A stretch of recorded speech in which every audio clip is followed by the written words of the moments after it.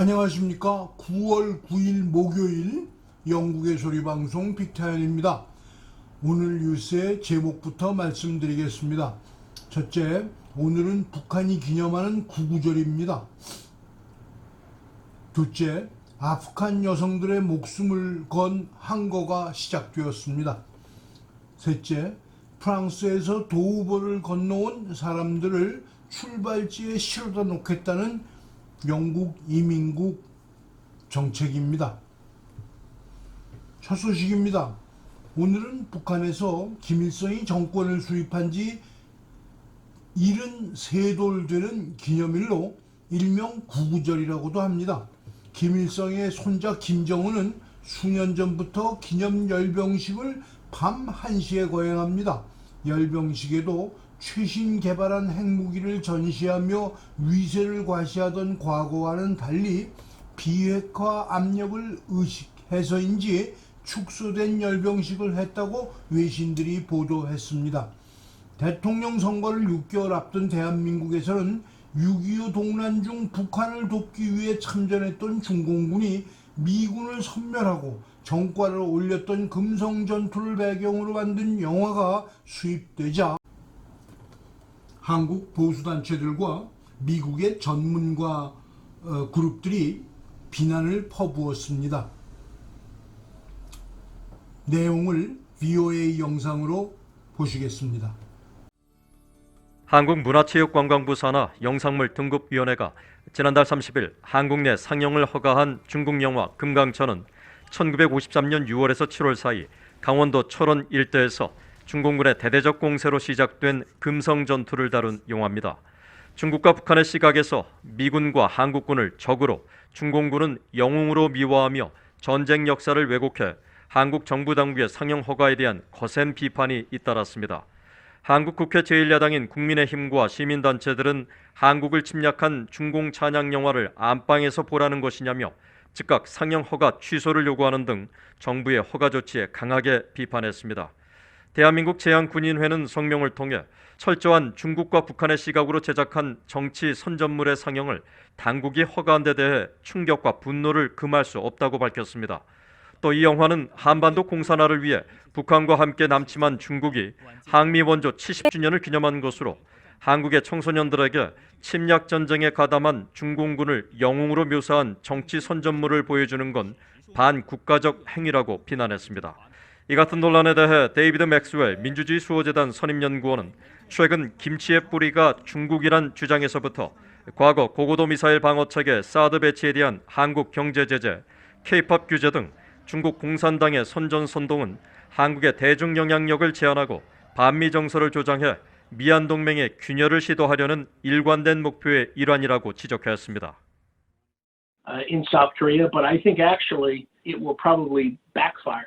And the fact that there is resistance to this, that the Korean people will see Chinese propaganda for what it is, I think that's going to have some blowback for China. 브루스 베넷 랜드 연구소 선임연구원은 전쟁 역사를 왜곡하려는 중국 정부의 시도는 새삼스럽지 않다면서 한국 당국의 금강천 상영 허가 논란은 중국 공산당의 위선과 미얀 정부의 나약한 역사적 대응 현실을 동시에 보여준다고 지적하였습니다. Why isn't China accepting U.S. films about the Korean War? If South Korea is accepting Chinese films, why doesn't China accept U.S. films? And the answer is, of course, because they would never allow that kind of thing. But that kind of issue needs to get into the press in South Korea. 베넷 선임연구원은 중국과 북한 당국은 이런 심리전과 선전전을 교묘하게 활용해 미국과 한국을 공략하고 있다면서 한국과 미국이 자체적으로 전쟁 역사에 대해 올바로 알리는 영화를 제작하는 등 적극적인 대응을 할 필요가 있다고 말했습니다. 이런 영화를 수입하는 목적은 어디에 있을까요? 중공군의 우월함을 유권자들에게 인식시키기 위한 것이라고 보여집니다. 미 국무부의 강경한 항의에 부딪힌 정부가 뒤늦게나마 수입 허가를 취소하였지만은 현재 한국에 퍼지고 있는 중공식 사회주의 통치제도 및 경제 체제의 도입은 우려의 수준을 이미 넘어서고 있습니다. 둘째 소식입니다. 텔레반 정부의 내각이 발표된 다음 날 어제 수요일 카불 시내에는 아프간 여성들이 목숨을 건 항의 시위가 있었습니다. 시위자들의 주장에 의하면 아프가니스탄은 자유주의 국가였다는 겁니다. 시위에 나서서 탈레반의 총구를 두려워하지 않는 시위대들은 대부분 젊은 세대들입니다.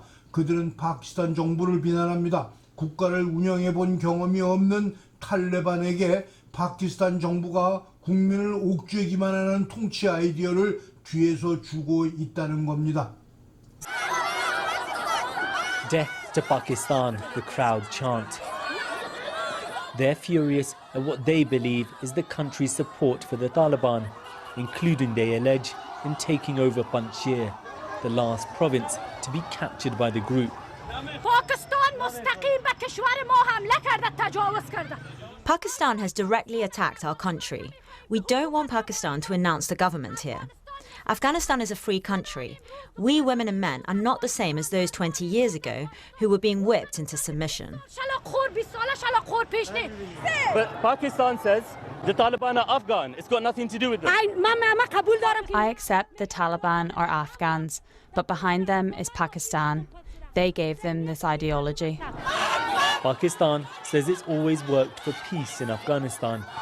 Taliban members initially appear to allow the protesters to march through the city. This is the biggest challenge to the Taliban's authority that we've seen so far, and it's not coming from a militia force. It's coming from peaceful protesters, from both women and men. And amongst the protesters, some not afraid to directly criticize the group. We demand freedom of speech, democracy, national resistance against the Taliban. Aren't you afraid? We are not afraid of death. We are the young generation and will bring the bud of freedom, our voices. 지난 20년간 자유민주주의를 경험한 아프가니스탄 국민들의 입장에서는 텔레반, 이슬람 무장단체의 집권은 사실상 죽음과 마찬가지일 것이라고 판단됩니다. 셋째 소식입니다. 프리티 파텔 영국 내무장관은 영국 국경수비대가 영국 해협을 건너 이민자를 실어 나르는 배를 되돌릴 수 있도록 허용해 주기를 원합니다. 이번 주 현재까지 1,500명 이상의 불법 이민자들이 배를 타고 영국 해협을 건넜습니다. 여기 다시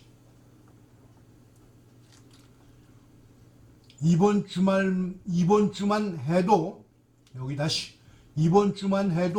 1,500명 이상의 불법 이민자들이 배를 타고 영국 해협을 건넜습니다. 올해 들어 지금까지만 해도 12,600명 이상의 이민자들이 영국 해협을 건너왔습니다.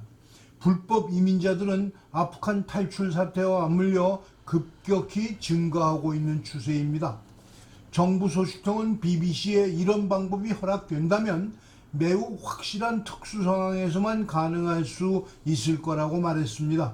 세부 사항은 아직 확정되지 않았지만 국제해양법 위반 여부에 대한 의문도 남아 있습니다. 불법 이민자들이 출발하는 프랑스는 바다에서 인명을 보호하는 것이 우선이라며 이러한 움직임에 대해 반대의 뜻을 표시할 것으로 보입니다.